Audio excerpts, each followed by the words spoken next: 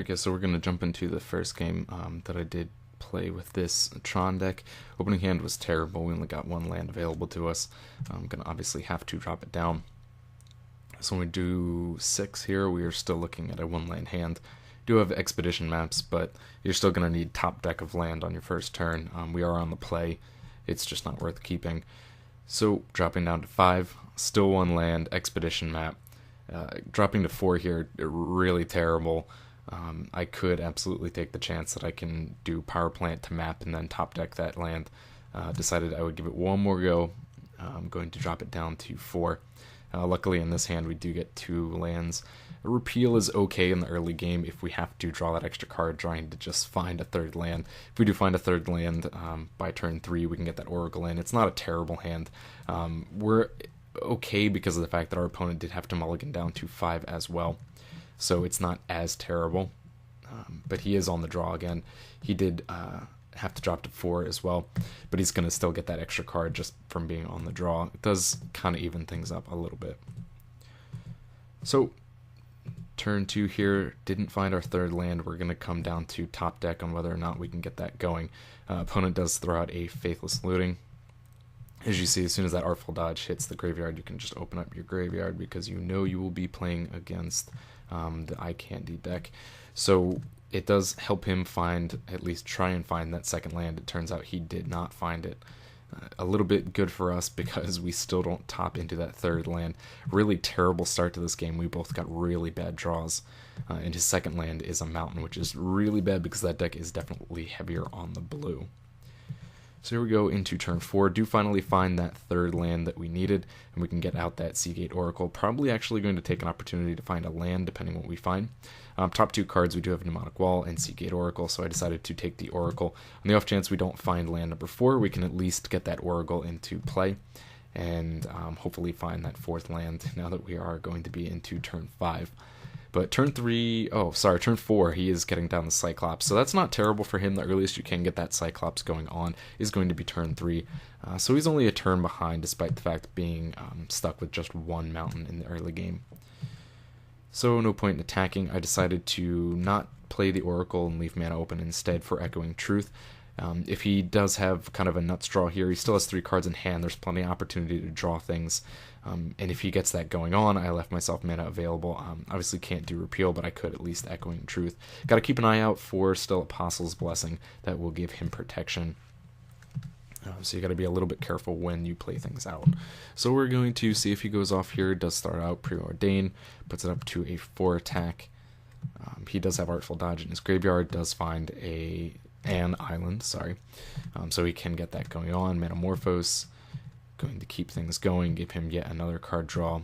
Here comes the dodge. So now he's looking at a 10 attack, which is okay. We could sit here and take it if we really had to, but because it's a 10 in the early game, I am going to take the opportunity to return that to his hand. Now he's going to be put off for 2 turns before he can try and combo out again, and his hand is really small. So that's definitely in my favor. He's got 3 cards. One of those is the Cyclops. It reduces the opportunities he has to really keep comboing and make that a big creature. So 2 lands here. I opt for the Urza's Mine. We do have 2 islands in play that felt pretty strong. Wanted to start getting our Tron base together and going to start doing damage as he's not going to want to block with that 1/1 Delver. So Delver doesn't flip. We can assume that he's going to throw down these Cyclops here. Would have been nice if we had some kind of counter spell and we could get that out of there. You're going to suffer from that usual problem that blue has, whereas you only can counter to keep things off the board.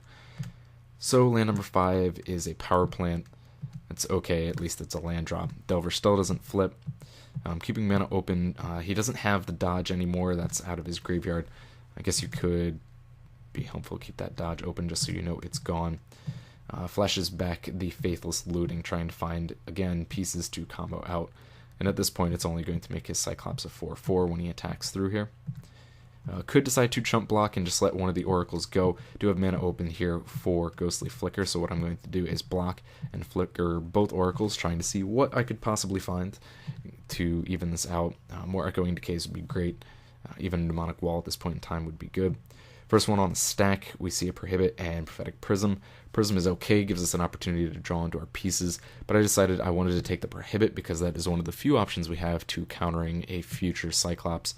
It also will hit, just for the 2 casting costs without the kicker, will hit most of the spells that he's going to want to play. One thing to keep in mind, though, with Eye Candy is that all he has to do is cast the spell. The spell does not have to resolve for that Cyclops to get bigger. So we're going to take that, and the next one reveals Expedition Map and an Island. Pretty terrible on those two. I do take the map just so we can possibly find that third piece. He's at 3 cards in hand, so a little bit closer to being able to combo out, depending on what he has. But we're going to take the map and still try and shoot for that mid-game. Again, luckily one of these is a land. And we have mana open here at the end of turn. We can still cast Think Twice or Prohibit if we find it necessary.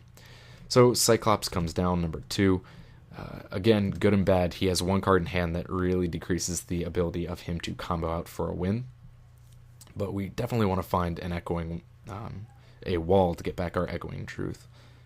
So draw into Mulldrifter here and find a top deck into our tower, which is fantastic. So we can sit here and we can cast off this Mulldrifter, not for the evoke, draw into 2 more towers, which is great. Puts us actually in a really good position. Do need a little bit more blue mana. 2 is okay. That's absolutely kind of the minimum you want to be at, especially when you have this Capsize in hand. Capsize will be going a long way to keeping these off the field. Now, the mana here, I did pause for a minute trying to debate how I could do this. I already made my land drop, so there really isn't a point to cracking Expedition Map on this particular turn. I only have 1 blue available. I could throw it down with Tower and do that, but then I leave myself with only 3 mana open. I can't cast a kicked Prohibit or use Repeal to bounce a Cyclops. So I decided that I was ultimately going to just pass the turn and keep myself in the mana so I can, if necessary, use this Repeal on one of the Cyclops. So Probe comes out. Something that may have been worth countering at this point in time. Again, both Cyclops are going up to 4. I have plenty of chump blockers available. If I'm going to chump block, it'll definitely be an Oracle so the Drifter can deal with the Delver. I think perhaps maybe a bit of a misplay. I decided not to counterspell the Probe. I think because my opponent had 1 card in hand, it would have been more beneficial for me to throw out the Prohibit here and stop the Probe. Then I'm just going to assume that 1 card he has in his hand isn't an instant.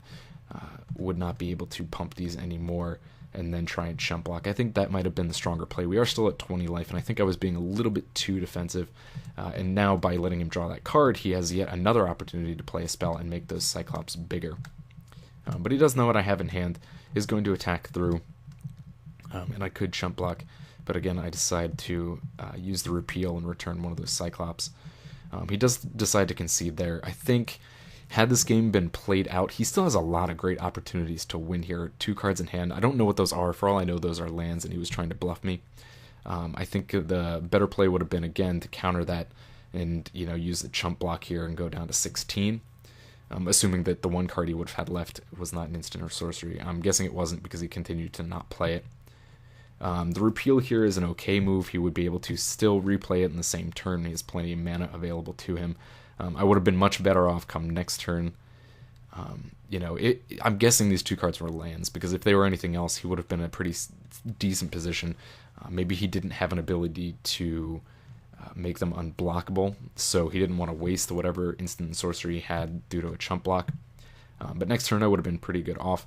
I could use a Tower for the map and get a 3rd island, leaving myself enough mana to Capsize. And once that buyback with Capsize starts going, he needs to find one of his Apostle's Blessings to really keep things going on.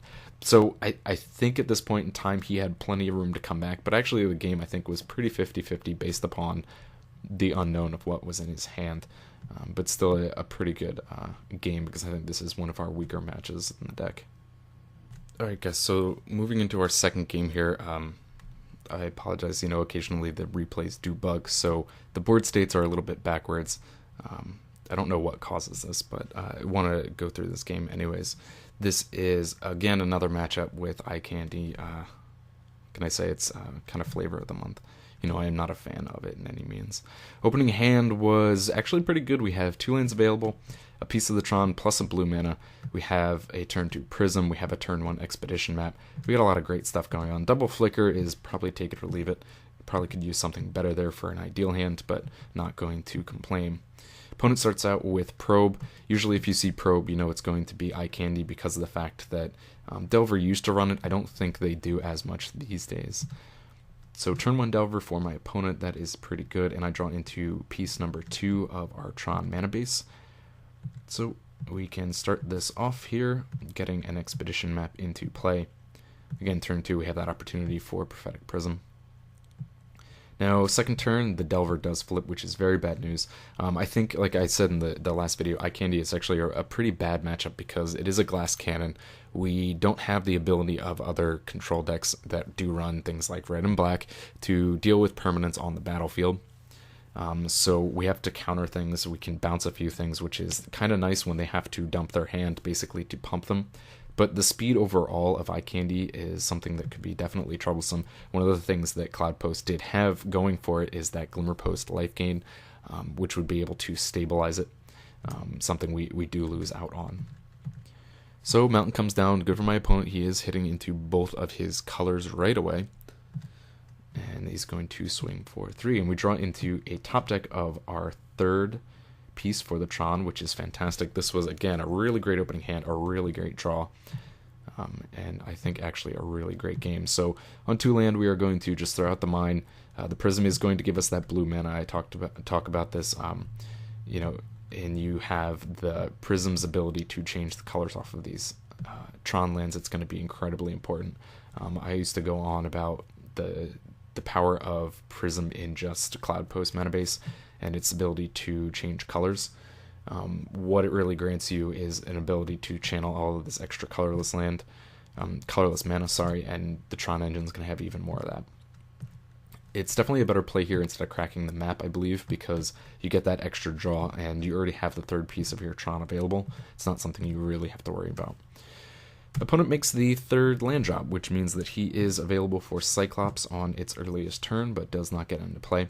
Draw it into another tower, which is fantastic. It's going to go down right away and play down an Expedition map and have the mana available to crag it. At this point in time, I was kind of siphoning out some of the lands so that my draws from here out would be less land. Hopefully, you know, finding into something that would be a little bit more useful. The flickers are great for the Prisms, but that's kind of a mediocre play at this point in time. There's obviously better things that you want to flip.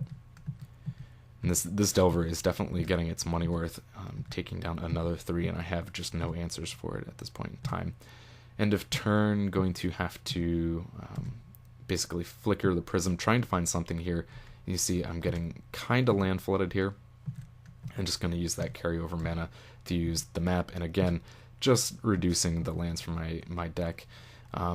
At this point, you know, what you're fetching out is kind of an interesting thing. Usually you want to fetch more towers because of the fact that they are the biggest land or mana producer. I got a piece of each because it's kind of nice to have doubles. Obviously, they're not going to be running any kind of capsize or land destruction, but it's always good to have a backup. We do have 2 islands in hand. You're going to want to start playing those soon because, you know, kind of 2 is the sweet spot. I'm going to pass that along. So do draw into a Muldrifter, which is great. Gives us an exchange here with the Delver. So we're going to get that down right away. And draw into 2 more lands.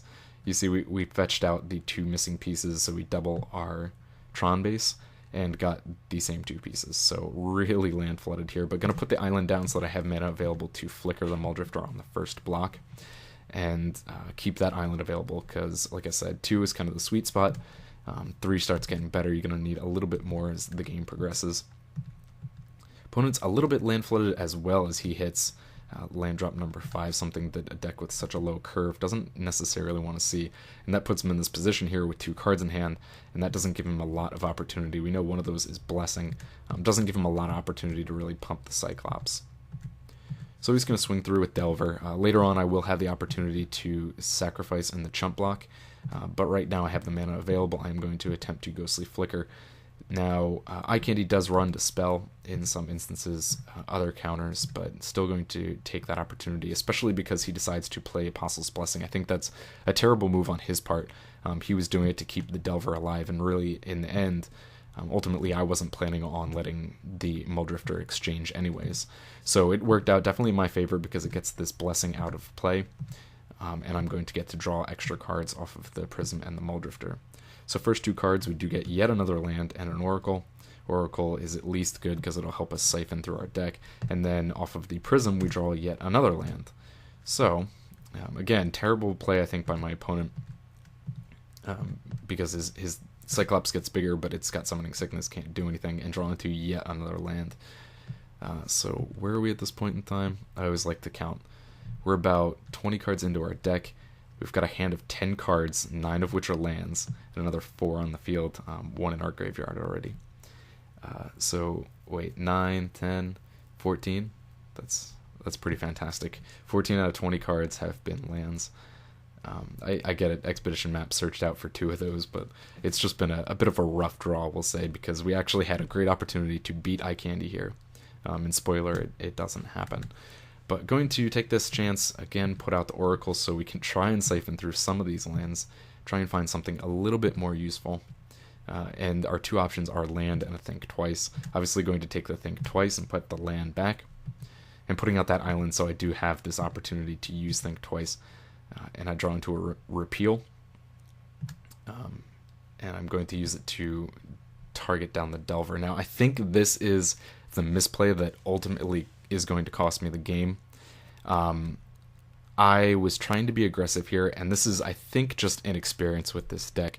It's something that I've just built, I haven't really played, and I think the better play would have been to be more defensive when you're running this deck. Sit back, draw your cards, especially with this kind of hand. Wait until you can find a Crusher. I'm in a really good position here. My opponent's got no cards in hand, basically. He's got a single Cyclops. And I think it really provides me a good opportunity to sit back and use the repeal defensively. Plenty of mana to do so and bounce the Cyclops after he pumps it up. I know he's already down 1 Apostle's Blessing, and I think that would have been the right play, and I think this is ultimately what cost me the game. I decided to instead be a little more aggressive. I was casting the repeal for 0, which is going to be able to bounce the Delver. I thought this would get it out of the air. This opens up the opportunity for my Mulldrifter to attack through every turn. But what I kind of underestimated is when you're playing Eye Candy, it really does have this aggressive nature. It has the ability to pull off all the damage it needs in a single turn and beat you. So I think this is definitely the misplay that's going to cost me this game.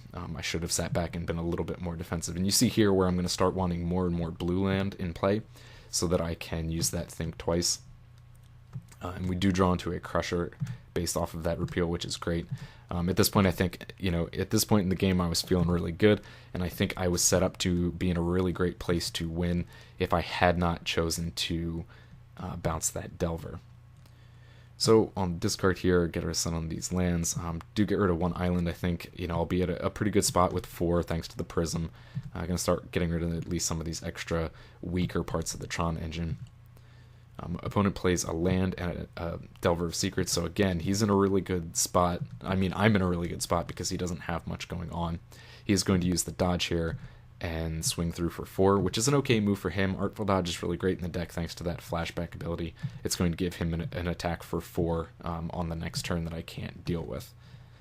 And I was feeling pretty good because I felt the Oracle could chump block if he couldn't find anything to make it unblockable.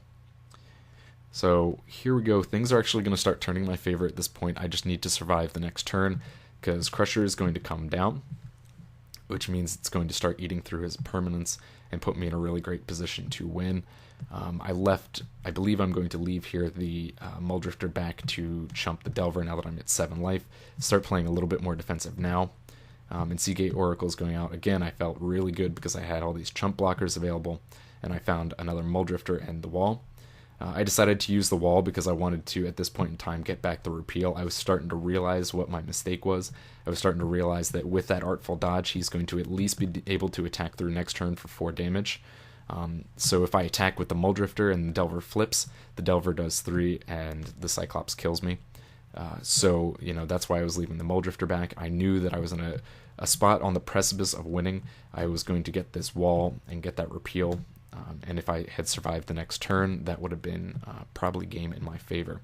So attempts to resolve the flip of Delver, it does happen, and doesn't he find Assault Strobe. So while I was in a great place, I have chump blockers on the field. He was only going to be able to get that Cyclops through for 4, he does top deck into the one thing that he really needs. I mean, any kind of instant sorcery, I guess, would definitely have made it work. This was kind of just worse than that. Like I said, chump blockers in there, and this is, you saw the wall play. That's where I really realized my mistake, and I didn't have that opportunity to do so, to save myself. But Strobe's going to come down. Any instant or sorcery there would have been just enough to finish me off, and that is going to cost me the game. So I think Eye Candy, as fast as it is, you do have an okay chance if you can play it out right. Obviously, sideboarding, you're going to have to work on some of those bounce items. I think bounce works at least somewhat decently against these matchups, because once they dump their hand, they're in top deck mode, which is a really terrible place for that deck to be, as opposed to other aggro decks where you're going to need to permanently kill things. This one is an okay situation to just let it bounce and return, and still come back from it. So there you go. Hope you enjoyed these games. Alright guys, so for our last game here, a bit of a special game. I am going to be playing against what ended up being a Simic Tron deck, which I think is great. I know it's not a current competitor and may not actually be a competitor later on, but I think it was at least worth showing, just because of the fact that, the whole point of this article is on the possibility of seeing Tron become a thing. So we'll see. This could be, for all we know, a matchup that is likely to be seen in the future. So opening hand was pretty good. We do have not only 4 lands available to us, but it's looking pretty well that we will get the Tron engine online, and we have colored mana as well. Prism gives us that opportunity, since we have 2 pieces of the 3, to find that 3rd piece in the early game. So get things moving. Gonna start here with mine. I don't think it really matters what you open with.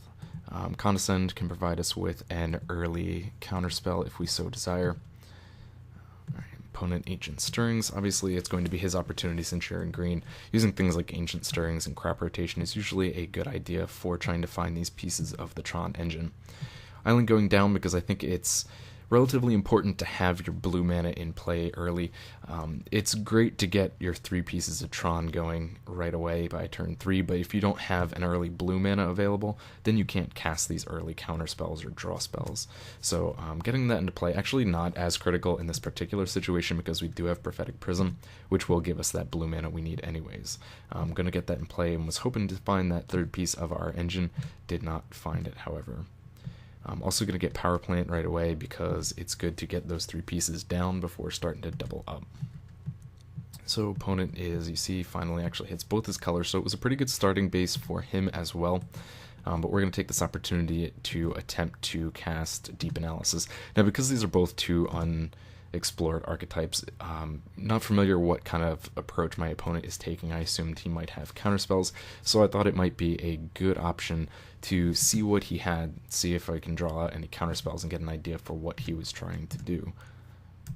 So first tap out here is going to provide him with Muldrifter. Obviously, he's trying to find the pieces of his own Tron engine as well. And it seems that he is having a lot harder time doing it as he puts down a second mind. Now, here on this turn, before we play a land, we want to put down the Prophetic Prism, and we want to tap the colorless land to do so, leaving the blue mana open for possible Condescend.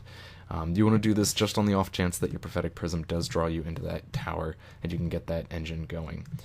Don't hit it, but we are still going to put that island down. It will at least give us an opportunity, if we have an opponent who taps out, to get a Condescend in for 2. And it seems he will do that in an attempt to play a second Muldrifter.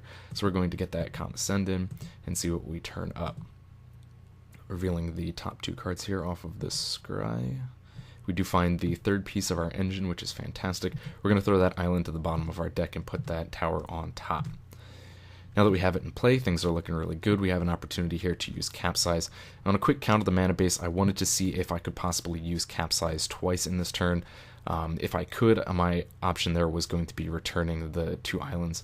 Early game, it might be a better idea to hit up the pieces of the Tron engine, but because he is still missing one, I thought it might be more beneficial to try and get rid of these colored lands. Unfortunately, I was at 11, and you do need 12 to use double Capsize with buyback, so I decided instead what I would do is use my Mnemonic Wall and return the Condescend. I do have 5 mana available off these 2 Tron pieces, plus an island, so that gives me a Condescend for 5. and he's going to have to be kind of careful about what he chooses to play. Probably throwing out something strong in order to try and eat up that counterspell. Does throw out a serrated arrows, which I'm not too concerned about. He does have an opportunity to kill off the wall if he can find more of them, but right now it's not a big issue. Also, the capsize becomes weaker, you see, as multiple pieces of the Tron engine come out. If he just has a single one, it's a great idea. You can start returning them to his hand and setting him far off that mana base, but as he gets multiples in play, it's a little bit harder to do that. End of turn, we do have 6 mana left over, so we are still going to at least take an opportunity to capsize something, see if we can't push him off tempo a little bit. And again, like I said, I was going to target down his colored lands, and I felt that blue was the better opportunity there because it keeps him off the draw a little bit. And if we can keep him from finding that last piece in his Tron engine,